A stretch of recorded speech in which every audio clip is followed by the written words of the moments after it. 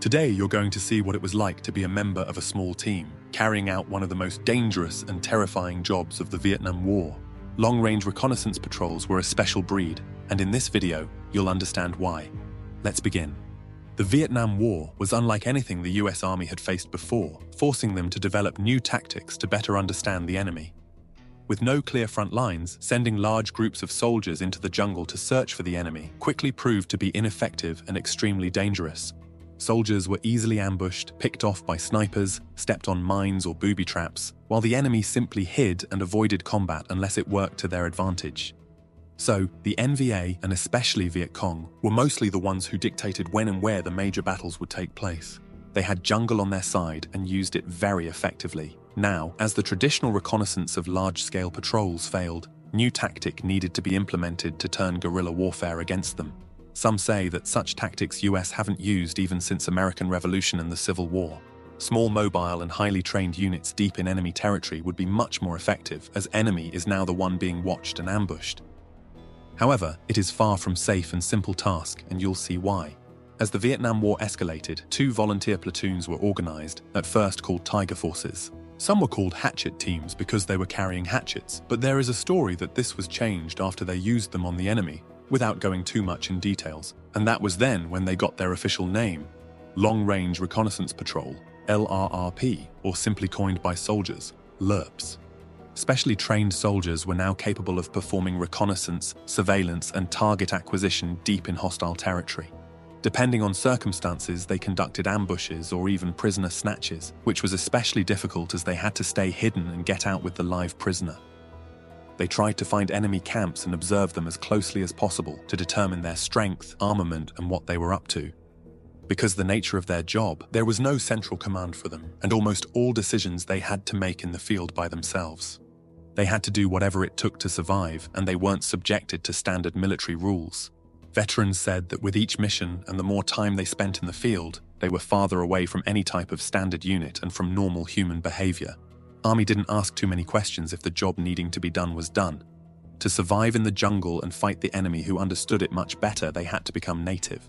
So how did one long-range reconnaissance team usually look like? Most often there were 6 people in a team, as less people could hide more easily, but depending on a mission this could be 4 or just 3-man team. The problem with going in a small group meant that they were almost always outnumbered by the enemy. A standard recon team was made up of a team leader, assistant team leader, 2 radio operators, a scout and rear security or a slack.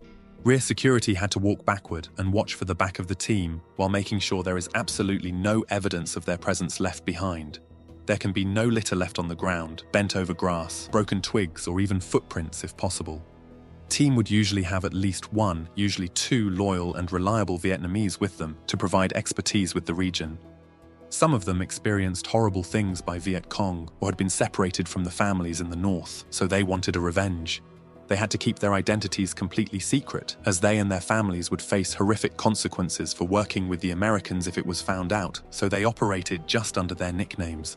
Complete silence discipline was strictly maintained. Team wouldn't speak a word for days, only if really necessary or when communicating over radio, whispering or using a click code. Radio operator would push and release talk button in series of clicks or taps, similar to Morse code, to transmit the message in silence. Ideally, the team would observe the enemy, gather important intelligence, get away and call in artillery or airstrike, but this wasn't always the case. The biggest fear for a team is being discovered. They were so far and deep in enemy territory that any help and rescue were questionable.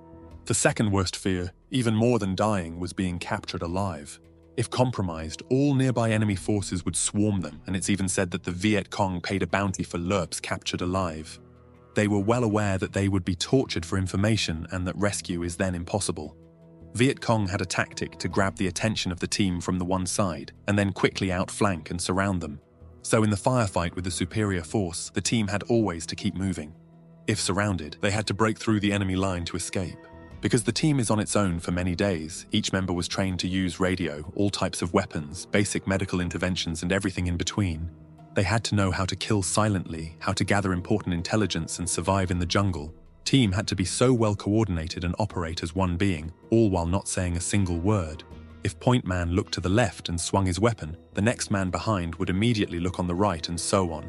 Each new member of the team had to be trained and familiarized with how the team operates before going on a mission. As they said, they were strong only as their weakest member. They carried wide range of weapons and equipment. Everything they needed to survive and fight for up to a week in the jungle, they had to carry on themselves. Everything had to be packed, tied, and taped down to not make any noise or fall out. They had to move silently while carrying around 100 pounds on them. M16 was usually the main weapon, but they also had numerous other improvised and modified weapons. Soldiers preferred captured enemy AKs, as they were much more reliable. They could capture ammunition if needed, and it created confusion among the enemy because of the distinctive sound of firing.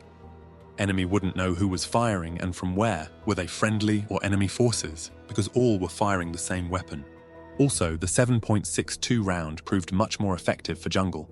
Smaller caliber, higher velocity round of M16 struggled to go through dense foliage and keep its direction and stopping power. They also carried claymore mines, over 30 magazines of ammo, smoke, fragmentation, and white phosphorus grenades, along with maps, food, water, a compass, first aid and survival kits, pistols, and knives. Now imagine carrying all that all the time for several days. To slightly lower the weight, soldiers tried to live off the jungle as much as possible and be close to drinking water. But this was the problem, as the enemy would be also close to the water, and each resupply mission with helicopter is additional risk of being compromised. Rule was that they must always stay within 2 feet of their equipment. Among all that firepower, the knife was one of the most important weapons, as it only didn't make any noise. Soldiers were trained for sentry stalking and silent killing, but to do that in reality, it was a completely different thing, close and personal. Each team slightly modified their arsenal. Some carried sawed-off M79 grenade launchers, or even sawed-off M60 machine guns. Grenade launchers created distinctive thump sound when fired and helped confuse the enemy thinking it was a mortar, and they would also load combination of tracers to make the enemy think there is much larger force than 6-member team. They relied on surprise and confusion to buy them time to complete their mission or escape. They also created their own uniforms, specifically designed to fit each mission depending on the environment. Recon teams never wore helmets, and they also tried to make their uniforms resemble those of the Viet Cong. This way, if they bumped into enemy, it bought them a couple of seconds as the enemy would hesitate to determine who they were, so they could fire first. Footwear was also modified to create smaller footprint, similar to Vietnamese. Team would usually be inserted by a helicopter, using narrow clearing or a bomb crater to land, or going down the ropes or ladders.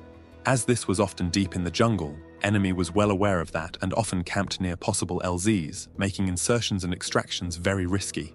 After landing, the team would immediately set up perimeter and lay for some time in complete silence. This was to adapt, clear their head of the noise from helicopter and just listen for any activity. If the enemy was near, they would come to investigate after hearing the helicopter. The jungle was full of life, with different creatures constantly making noise, and they could never know if it was an animal or an enemy patrol, especially at night. The jungle was so thick in some places that you wouldn't see the enemy before you were just a couple feet from each other. Team would land either pre-dawn or at dusk, and other helicopters might make fake diversionary landings to confuse the enemy. Before the mission, extraction points would be determined if they needed to get out in a hurry.